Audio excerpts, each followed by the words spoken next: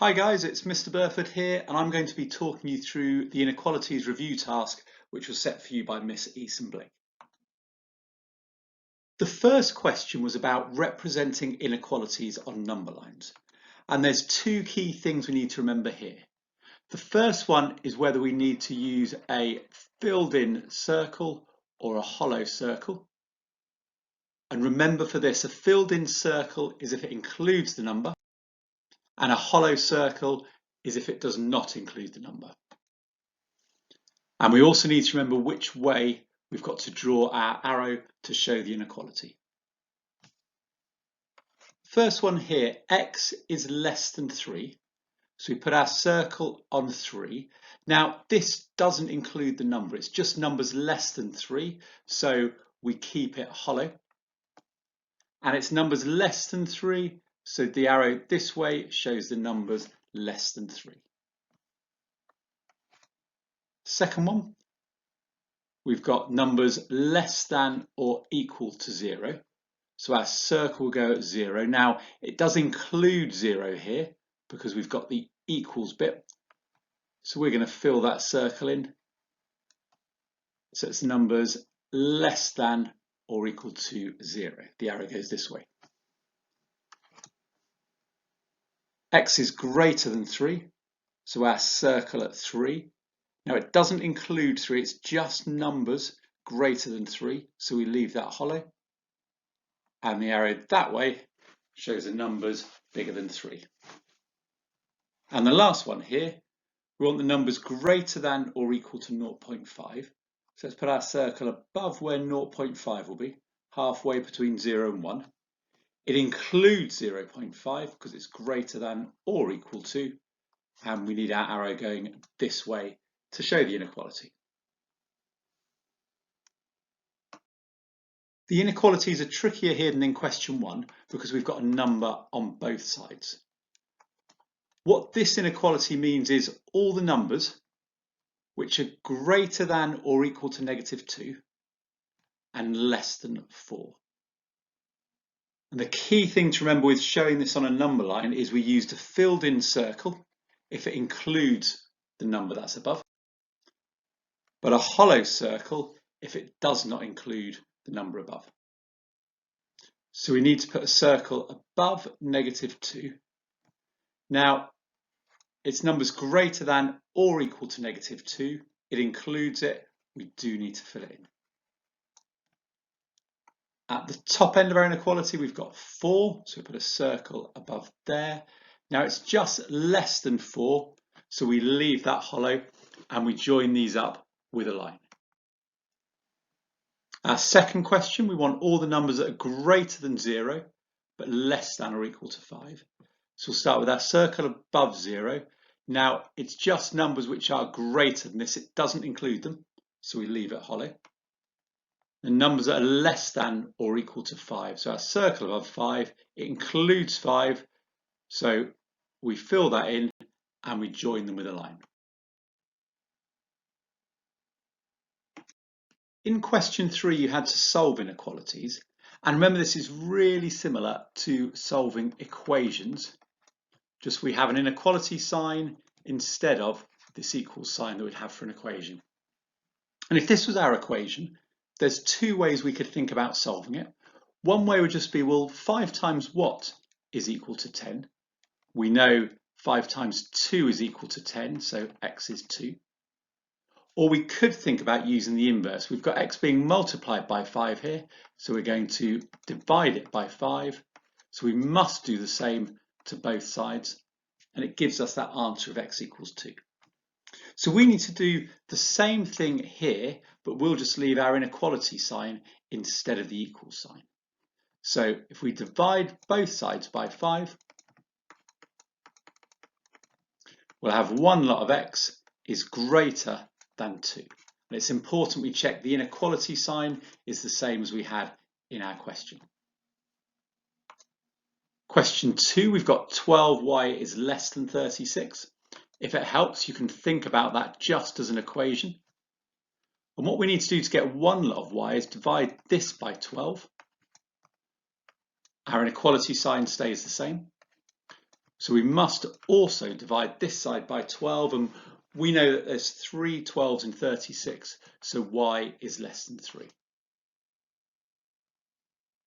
Part C, we've got p plus 10 is less than or equal to 15, so we know we're going to keep that inequality sign the same.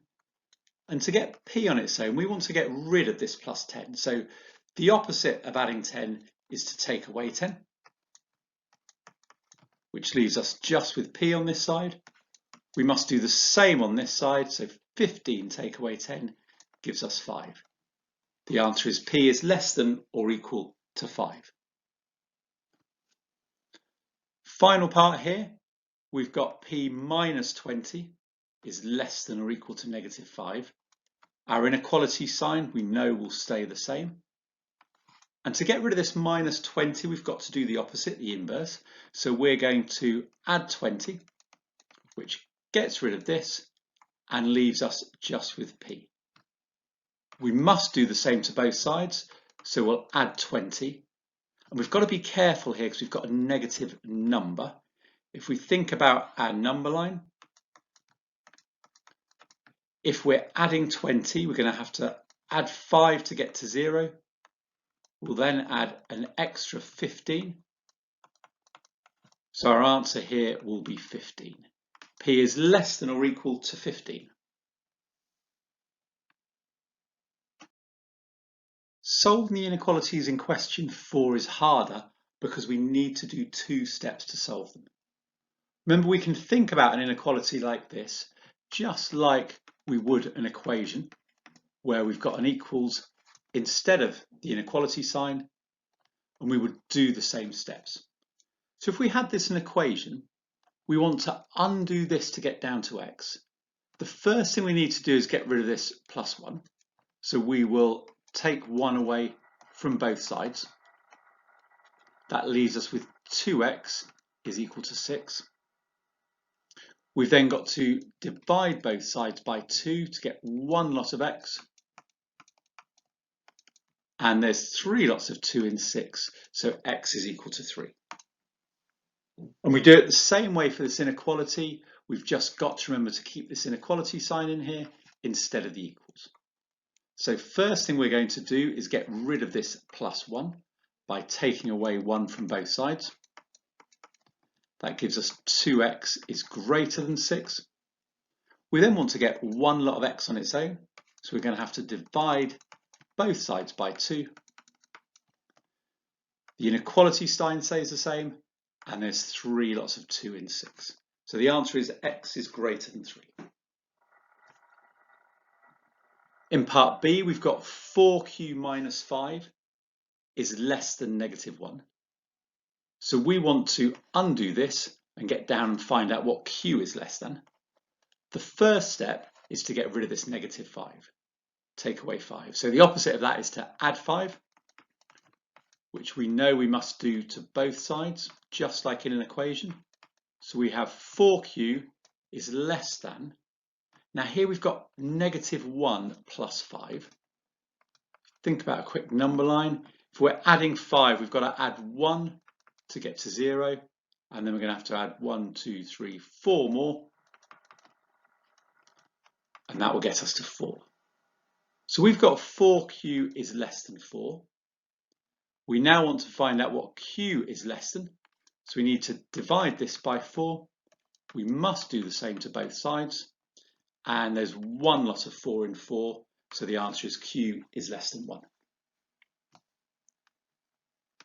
Part C. 4x plus 1 is less than or equal to 3. So we want to find out what x is less than or equal to. First step is to do the opposite of adding 1. We'll take away 1 from both sides.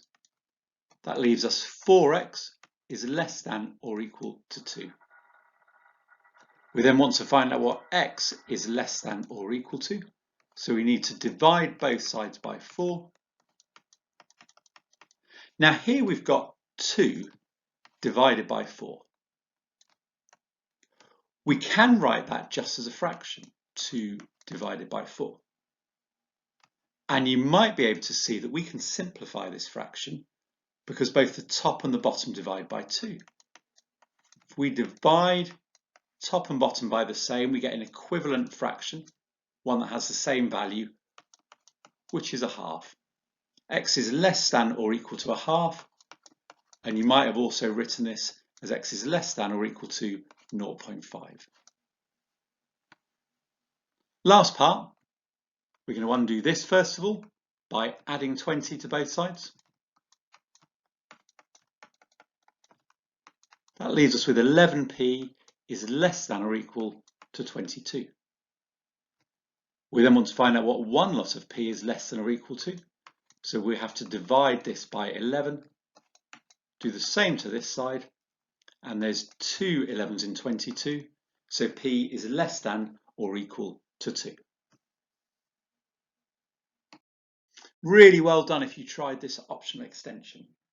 And you were given this inequality here.